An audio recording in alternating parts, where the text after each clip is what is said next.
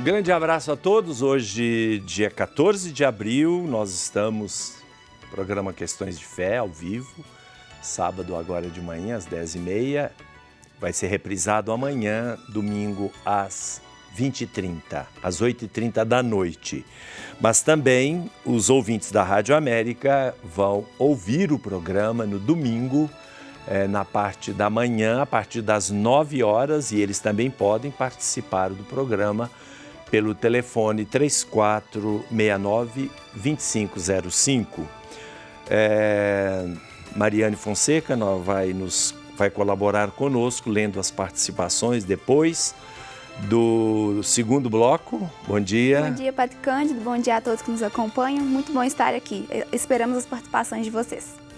E aqueles que participarem, também os devotos de Nossa Senhora da Piedade, a campanha da Arquidiocese de Belo Horizonte, que faço parte, está aí em todo o programa nós falamos, e você pode ter maiores informações pelo telefone 33 19 61 11.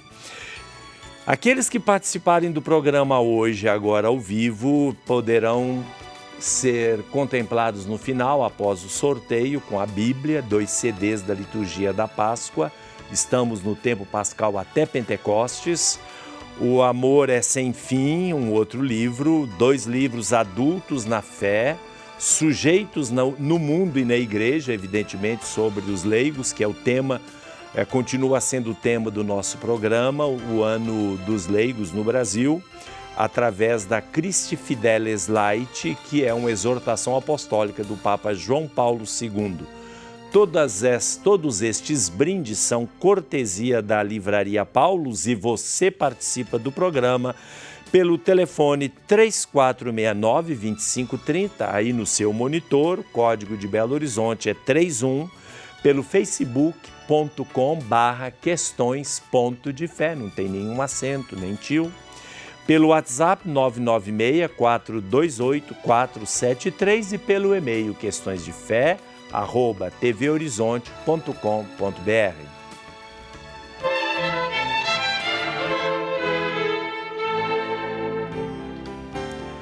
O Ministério da Saúde deu alerta. Algumas pessoas estão achando que não. Primeiro, o Ministério da Saúde não quis criar nenhum pânico na população, mas agora já está presente esta informação oficial, que o vírus, essas mutações de vírus no tempo de inverno, começando no hemisfério norte no fim do ano e vindo para o hemisfério sul no meio do ano, que é o nosso inverno, a partir do mês de maio e abril, inclusive, começa a epidemia de vírus, algumas vezes muito sérios, dependendo da resistência do organismo.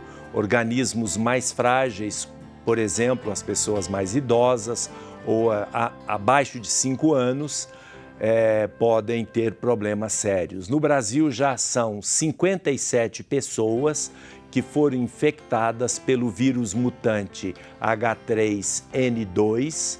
Dessas 57 pessoas infectadas, 10 morreram. Portanto, o percentual de mortes é muito grande. Daí que a gente está tomando algumas providências. Uma delas, na celebração da Eucaristia, com muito afluxo de gente, a gente precisa tomar certos cuidados. As paróquias que puderem, no meu caso, nós estamos fazendo. Quando as pessoas entram na igreja, ali ao lado, na parede, em algum lugar visível, nós vamos ter o álcool gel para higienizar as mãos. Não haverá cumprimentos, não haverá comunhão sob 2 espécies, e se recomenda também que não se tome a comunhão na boca. Por quê? Porque o vírus se transmite pelo hálito saído do nariz e pela boca, saliva e assim por diante. O que acontece é, quando o padre dá a comunhão na boca, muitas vezes, é muito frequente, além da sua mão se aproximar dos 2 lugares de contágio, também encosta-se na língua, a saliva, aí depois vai dar comunhão para outros e aí pode haver risco de contágio e, portanto, recomenda-se. Nós sabemos que os fiéis têm direito de receber a comunhão tanto na mão quanto na boca, mas não é pecado mortal receber comunhão na mão, gente. Pelo amor de Deus, não crie uma ideologia em torno disso, tá? Agora, na minha paróquia, nós vamos reservar só uma fila para aqueles que querem receber a comunhão, como em 1940, 1930, receber a comunhão na boca, vai ter o genuflexório, a pessoa vai receber a comunhão na boca e se por acaso o ministro tocar na língua da pessoa, de um lado vai ter a patena e do outro lado vai ter a higienização com álcool, para evitar, evidentemente, as pessoas que frequentam as nossas igrejas não tenham medo de frequentar e não tenham medo, pelo menos dentro da igreja, há menos risco de pegar esse vírus. Mas hoje eu gostaria de explicar um pouco, porque está havendo um problema, como se fosse um pecado mortal receber a comunhão na mão. Como é isso? O porquê a igreja tem essas duas formas de comunhão, aliás, até 4, né? Porque é comunhão na mão, na boca, de pé e ajoelhados. Então vamos verificar. No primeiro milênio da igreja, ou seja, milênio, a comunhão sempre foi na mão, até o primeiro milênio. Desde os primeiros séculos a comunhão foi na mão e aqui, por exemplo, eu vou ler uma passagem de São Cirilo de Jerusalém, que faleceu no ano 381 e ele escreve assim: quando te aproximares, não caminhes com as mãos estendidas ou os dedos separados, mas faze com a esquerda um trono para a direita, para que está para receber o rei, e logo com a palma da mão forma um recipiente, recolhe o corpo do Senhor e dize amém. A seguir, santifica com todo cuidado teus olhos pelo contato do corpo sagrado e toma-o. Contudo, cuida de que nada caia por terra, pois o que caísse, tu o perderias como se fossem teus próprios membros. Responde-me, se alguém te houvesse dado ouro em pó, não o guardarias com todo o esmero e não tomarias cuidado para que não te caísse nas mãos e para que nada se perdesse? Sendo assim, não deves, com muito esmero, cuidar de que não caia nenhuma migalha daquilo que é mais precioso do que o ouro e as pedras preciosas. Aqui a catequese mistagógica de São Cirilo de Jerusalém comprova a comunhão na mão e os cuidados que devem ser tomados. Isto vem desde a última ceia de Cristo até o primeiro milênio. Depois mudou um pouco a piedade eucarística, porque neste primeiro milênio a piedade eucarística era, acima de tudo, bíblica. E na Sagrada Escritura a comunhão está dentro de um contexto de refeição sagrada, de banquete festivo, de ceia do Senhor. E nesse sentido, a presença do Senhor é muito mais ampla. A presença do Senhor está na igreja, na comunidade que se reúne, está na ceia, no alimentar e no manducar. Então, antigamente se falava manducar o corpo do Senhor, comer o corpo do Senhor, e a palavra manducar vem de manus.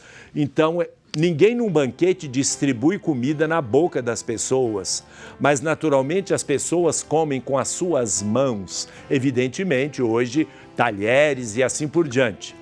Ou seja, o que importa é a preparação interior, o que importa é a maneira digna de se receber a comunhão, tanto na boca quanto na mão. As formas são secundárias, não criem, pelo amor de Deus, problemas como se a comunhão na boca fosse pecado mortal, fosse um aborto, fosse não sei o quê. Não é nada disso. A comunhão na boca é para as pessoas que são muito piedosas e acham que a presença de Jesus está só na hóstia. Só que Santo Agostinho diz que a presença de Jesus está na Assembleia.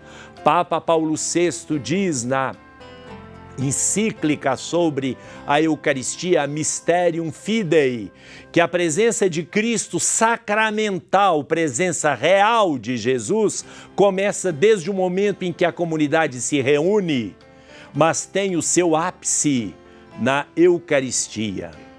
Vamos aprender agora como se comunga. Em primeiro lugar, vamos aprender como se comunga na mão. A Mariane vem aqui eu tenho uma hóstia. Então, vamos fazer o seguinte: quando você vai comungar, quem é destro, com a mão direita, ele vai colocar a mão direita debaixo da mão esquerda, numa forma de concha. Quando o padre depositar a comunhão na sua mão esquerda, você pega a Eucaristia com a mão direita na frente do padre, depois de dizer amém, e leva na sua boca na frente do padre. E a sua mão é que vai servir de suporte para que a Eucaristia seja recebida dignamente. Então vamos fazer o teste aqui. Você está colocando certinho? Não é bem assim. Você tem que fazer de uma maneira, por exemplo, a mão direita vai ficar embaixo, assim, bonitinho, dessa forma. Ponha, isso. Aí o padre chega, isso aqui é uma partícula não consagrada, viu, gente? Aí o padre chega e fala, corpo de Cristo. Amém. E agora, não precisa comungar, tá? Agora eu vou explicar para vocês os erros graves que se fazem ao comungar com a mão. Primeira coisa, coloca a Eucaristia e a pessoa, ao invés de pegar com a mão direita, ou ela já pega com a mão direita e faz assim. Gente, pelo amor de Deus, um pouco de bom senso. Não é assim que se faz. Não é lambendo a mão, é uma coisa horrorosa. Outra forma errônea de se fazer, o padre vai dar comunhão e você faz do seu dedo uma pinça, assim, ó, desse jeito. Não!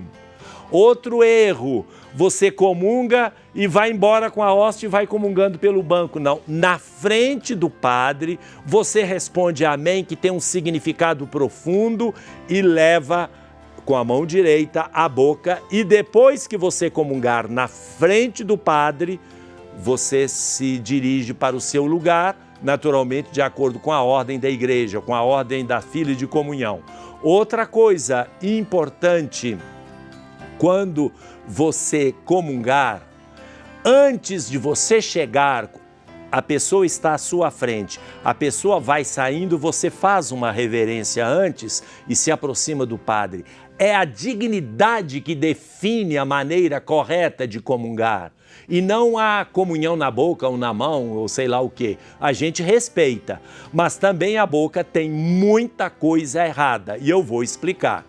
Quando você for comungar na boca, em primeiro lugar, são necessárias certas condições que a maior parte das nossas igrejas não tem.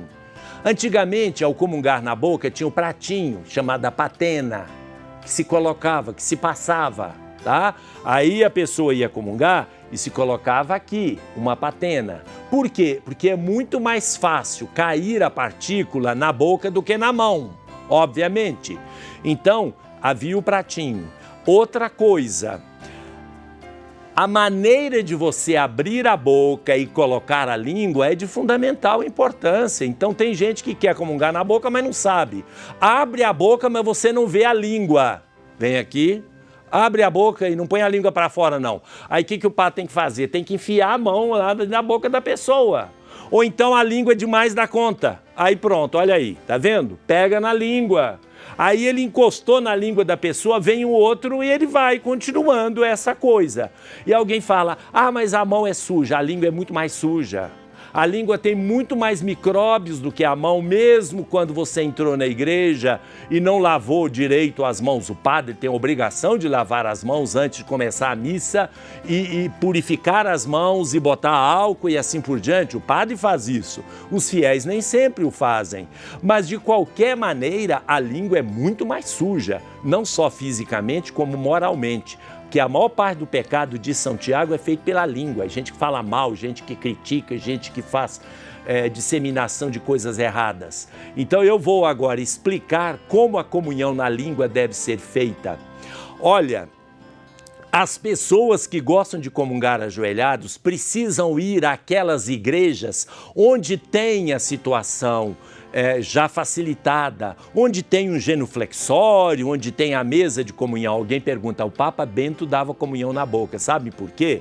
Porque na Praça de São Pedro chegou aos ouvidos do Papa de que muita gente estava comungando e levando a hóstia, porque a multidão, 200 mil pessoas, então o Papa demonstrava que não se podia, sem mais nem menos, pegar a comunhão de qualquer maneira. E por isso ele preferia dar a comunhão na boca para dar o exemplo de que deve ter dignidade. Mas nas nossas igrejas, os nossos fiéis têm que ter formação adequada. Então, a comunhão na língua, você põe a língua até aqui, em cima dos lábios, aqui, de tal maneira que o padre não... Agora eu vou te dar como isso. Aqui não é comunhão, tá? É uma partícula sem consagrar. Voz de quanto você quer comungar na boca. Vamos ver então. Abre a boca e coloca, olha aqui, desse jeito não vai ter problema nenhum. Pode voltar para o seu lugar. Então, desse jeito não vai ter problema, porque eu não encostei. Porém, em casos especiais, como agora, mesmo que eu não tenha encostado na língua ou na boca ou nos lábios dela, foi perto do nariz, perto do hálito. E a gripe, ela se pega pelo hálito que sai do nariz e da boca. E quando ela vai na mão, aí ela contamina as outras pessoas. Portanto, é uma recomendação. Eu vou pedir, pelo menos na minha igreja, que os fiéis tenham compreensão. Nós vamos colocar uma fila para os fiéis que têm um problema, não sei o quê, que querem comungar de qualquer forma. E vamos colocar o genuflexório, porque algumas pessoas querem ajoelhar e querem comungar na boca, porque alguém disse para eles que isso é muito importante, é desta forma. Saibam que não é. Estão informando errado. A igreja tem vários documentos em que se pede respeito, mas não coloca que a comunhão na boca deve ser a prática comum. Quem está falando isso aí nos meios de comunicação, padres e assim por diante, bispo não tem nenhum falando. Mas que esses padres, cuidado com eles, que eles estão ideologizando a Eucaristia. Se existe uma coisa na nossa fé que não deve ser ideologizado, é a Eucaristia. Ideologizar em que sentido? Você tem que me seguir, isso aqui é porque você segue, é piedoso, etc. Não tem nada disso. Nós somos todos pecadores, ninguém merece receber a Eucaristia. É a misericórdia e o amor de Cristo que nos faz receber a Eucaristia. O meu tempo é pouco, eu já ultrapassei, de modo que voltamos daqui a pouco para falar sobre os leigos na igreja.